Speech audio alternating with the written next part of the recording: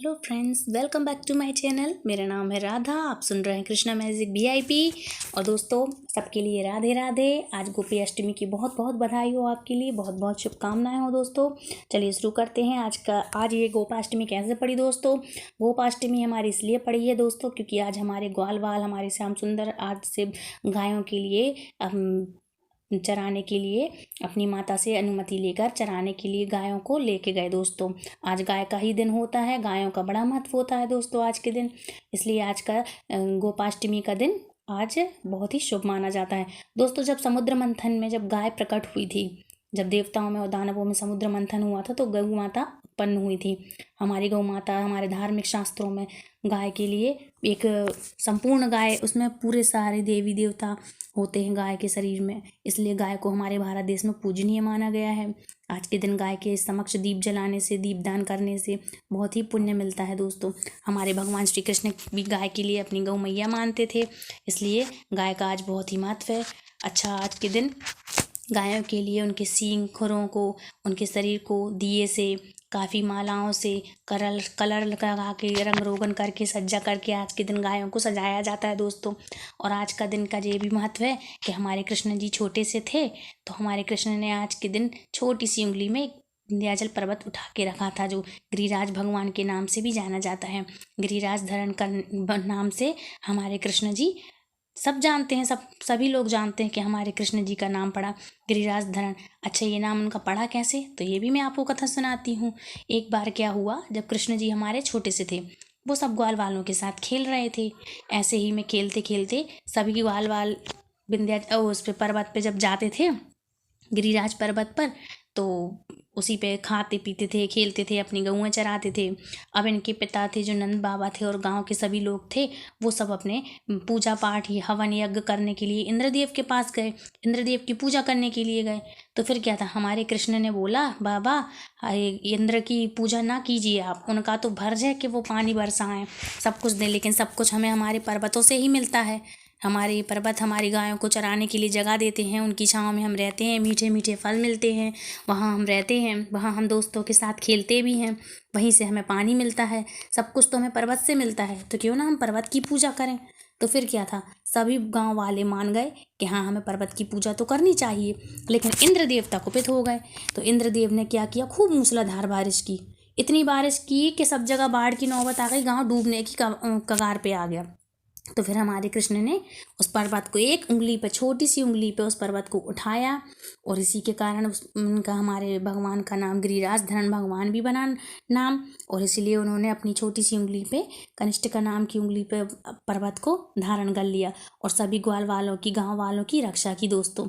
सभी गाँव वालों की, अपने दोस्तों की, बंधुओं की, सखाओं की, सबकी रक्षा की। सभी लोग उस पर्वत के नीचे 7 दिन 7 रात तक खड़े रहे, हमारे प्रभु भी और पूरे ग्वाल वाल भी, सारे गांव भी, सारे जितने भी गाय थे, सभी लोग जितने भी आते हैं गांव में, सभी लोग उस पर्वत के नीचे आए और श्री कृष्ण का धन्यवाद किया। और सभी ने सहारा लिया कि कृष्ण, हम भी आपका सपोर्ट करेंगे। उनके मित्र थे जो सब अपनी लाठियों से उनका सपोर्ट करने लगे, लेकिन भगवान तो भगवान है, वो तो भगवान ही धारण किए थे।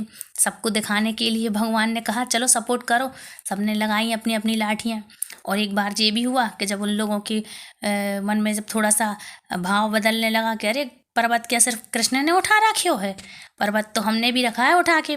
तो भगवान को उनका कपट तोड़ना था, छल, ये घमंड जो आ गया था उसको बोलते हैं। तो घमंड के लिए जरा सी उन्होंने उंगली नीचे की, सबकी लाठियाँ चट चट करके नीचे टूट गई। सबका घमंड तोड़ा भगवान ने, और प्रेम से खुशी खुशी बंसी बजाने लगे, और एक उंगली पे वो पर्वत धारण करके रखा। गायों की कथा ये भी आती है दोस्तों कि आज के दिन से भगवान श्री कृष्ण ने गायों को चराना प्रारंभ किया था। ऋषि मुनि के कहे अनुसार भगवान ने कहा कि मुझे तो आज से ही गायें चरानी हैं। अब मैया व्याकुल हो गई। मैया ने कहा कि अब लाला जरा पूछ तो ले अपने ऋषि मुनि से, अपने गुरु से, कि कौन सा समय उचित है। पर वो तो भगवान ठहरे, भगवान के लिए क्या उचित और क्या अनुचित। भगवान के लिए जो समय अपना ठीक लगा, तभी से भगवान शुरू हो गए गैया चराने के लिए। प्रभु माने नहीं, और माँ से अनुमति लेके कहा, आज ही से मैं गैया चराने जाऊँगा। और ऋषि को इशारा कर दिया कि आज से ही बोलो। अब ऋषि तो जानते थे कि ये भगवान है साक्षात, तो उन्होंने कहा, क्या समय, क्या अनुचित और क्या उचित, आज ही से बहुत ही अच्छा शुभ है। यशोदा, आज ही से अपने लाला को भेजो गैया चराने। फिर क्या था, कृष्ण जल्दी से तैयार हो गए और आज से ही अपनी गायों के लिए चराने के लिए, बड़ी बड़ी गायों को चराने के लिए चालू कर दिया उन्होंने गायों को चराना। तो फिर क्या था दोस्तों, आज से हमारे कृष्ण ने हमारे बड़ी बड़ी गौ माता के लिए चराना चालू कर दिया। छोटे छोटे बछड़ों को तो वो ले ही जाते थे चराने, लेकिन बड़ी बड़ी गैयों के लिए, गौ माता के लिए आज से ले गए वो चराने के लिए। और फिर हमारे प्रभु ने अपने पैरों में कुछ भी नहीं पहना, क्योंकि इन्होंने कहा कि मैया गायें भी हमारी माता हैं, गाय भी कुछ नहीं पहनी है पैरों में, तो मैं भी कुछ नहीं पहनूंगा। तो फिर क्या था, हमारे कृष्ण नंगे पाँव ही उस पर्वत पर गए और अपनी गायों के लिए चराने लगे। और दोस्तों, आज का त्योहार कार्तिक मास की शुक्ल पक्ष की अष्टमी को मनाया जाता है, इसलिए इसे गोपाष्टमी भी कहते हैं। गोपाष्टमी इसलिए बोला जाता है क्योंकि प्रभु गोपियों के साथ रहते थे, तो सभी देवी देवता जितने भी हैं, ब्रह्मा विष्णु महेश, यहाँ तक सभी अपने अपने रूप में जब आए तो आज के दिन गोपी बन के आए, गोपी अवतार में आए। जो जेंट्स हैं वो तो आए, लेकिन और जो लेडीज़ हैं वो तो थी ही गोपी, लेकिन जो जेंट्स थे, मतलब जो भी लड़के थे, वो भी गोपी के रूप में आए। इसलिए आज भी हमारे प्रभु की, हमारे श्याम सुंदर की और हमारे महादेव की आज भी वहाँ गोपी के रूप में पूजा होती है, जिन्हें गोपेश्वर महादेव के नाम से भी जाना जाता है। और हमारे कृष्ण कन्हैया लाल का भी श्रृंगार गोपी के रूप में किया जाता है, और इसलिए उनको गिरिराज धरण भगवान भी कहा जाता है, और महादेव के लिए गोपेश्वर महादेव भी कहा जाता है। इसलिए आज से ही ये गोपेश्वर महादेव के नाम से ही गोपाष्टमी का पर्व मनाया जाता है दोस्तों। चलिए आइए आज मैं बताती हूँ आपके लिए, आज गाय के साथ आप क्या क्या उपाय कर सकते हैं, किस किस के लिए क्या क्या उपाय आज ज़रूरी हैं, कैसे कर सकते हैं। यदि आपके यहाँ किसी भी प्रकार से दोस्तों, अगर आपके यहाँ कष्ट है, कलेश है, आपके घर में आप बनती नहीं है, कोई भी आप कुछ भी करें और आपका कोई भी समाधान नहीं हो रहा है, घर में बरकत नहीं हो रही है, तो दोस्तों आज का दिन बहुत अच्छा है। मैं आपको बता दूं, हल्दी, गुड़ और चना ये आप एक साथ पिसवा लें आटे में और आप रख लें। इससे आप छोटी छोटी रोटियां बना लें, लोई बनाकर रोटियां बना लें, आप सेंक लें, और इससे आप गाय के लिए खिलाएं सुबह। उसमें आप सरसों का तेल ज़रूर लगा लें, जिसके लिए शनि का दोष है या शनि लगे हुए हैं, ढैया है, इसके लिए ये बहुत ही बेहतरीन उपाय है दोस्तों। आप ये कर लें और गाय को खिला दें, इससे सूर्य आपका प्रबल होगा और शनि से जो पीड़ित हैं उनके लिए भी मुक्ति मिलेगी। और दोस्तों, कर्ज से भी आपके लिए मुक्ति मिलेगी। जिनको शनि ढैया 7.5 लगी हुई है, उससे आपको राहत मिलेगी। और दोस्तों, दूसरा उपाय है, 8 हल्दी की गांठ आप हाथ में ले लें, या आपके पास हल्दी की गांठें ना हो तो आप 8 चुटकी हल्दी ले लें, उसमें आप पुड़िया बना लें, अपने हाथ में बनाकर पुड़िया बना लीजिए और अपने हाथ में लेकर 108 बार आप ओम गोपेश्वराय नमः या फिर ओम गोविंदाय नमः ये बोलकर आप रोटी आप बोलकर किसी भी आप गौ माता को खिला दें। उसमें रोटी में आप बनाएं और उसमें रखें और आप खिला दें गाय को। इससे आपका क्या होगा, कर्ज से आपको मुक्ति मिलेगी। जो भी दंपत्ति हैं, कलेश हो रहा है, यहाँ तक कि डिवोर्स की भी नौबत आ गई है, तो आपको गुड़ और चने की दाल आपको मिलाकर आपको सब परिवार सहित थोड़ा थोड़ा सभी परिवार के सदस्य ले लें और गाय के लिए खिलाएं। इससे आपके घर में सुख समृद्धि आएगी दोस्तों, और लड़ाई झगड़े जो भी होते हैं, दंपति हैं, नए नए शादीशुदा हैं, उनके दाम्पत्य जीवन में बहुत ही आनंद होगा और ये सब कष्ट कलेश मिट जाएंगे दोस्तों। यहाँ तक कि आपके लिए जो भी आपके घर में कष्ट होते हैं, कलेश होते हैं, काम नहीं चल रहा, बच्चों का पढ़ाई मन नहीं लग रहा, तो इन सब से आपके लिए बहुत राहत मिलेगी दोस्तों।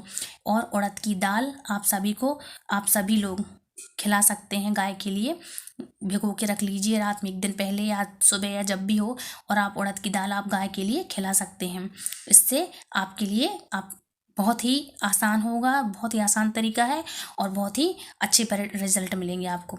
और स्टूडेंट हैं जो भगवान कृष्ण के भक्त हैं या नहीं भी हैं, तो आप क्या कीजिए कि केसर भिगो के रखिए, या हल्दी, केसर ना हो तो हल्दी, आप इन दोनों को तिलक करके आप भिगो के कृष्ण के लिए तिलक करें। और अपने स्टूडेंट्स हैं जो, वो अपने कॉपी में लगाएं, नोटबुक में लगाएं उस तिलक को, और ख़ुद भी लगाएं अपने मस्तक पे। ये 43 डेज तक करना है, बच्चों का पढ़ाई में मन लगने लगेगा दोस्तों।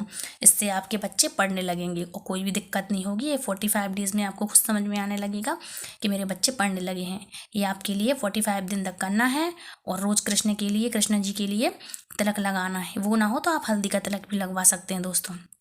तो बस इतने से छोटे छोटे से उपाय हैं, आप कर लीजिए, आप लोगों के लिए बहुत ही आसानी होगी दोस्तों। आप लोगों का काम भी बन जाएगा और आपका दिन भी अच्छा हो दोस्तों। ये आपके लिए वीडियो कैसी लगी तो आप प्लीज़ ज़रूर बताएं, कमेंट करें। आपके लिए बहुत बहुत बधाई हो आज के दिन की।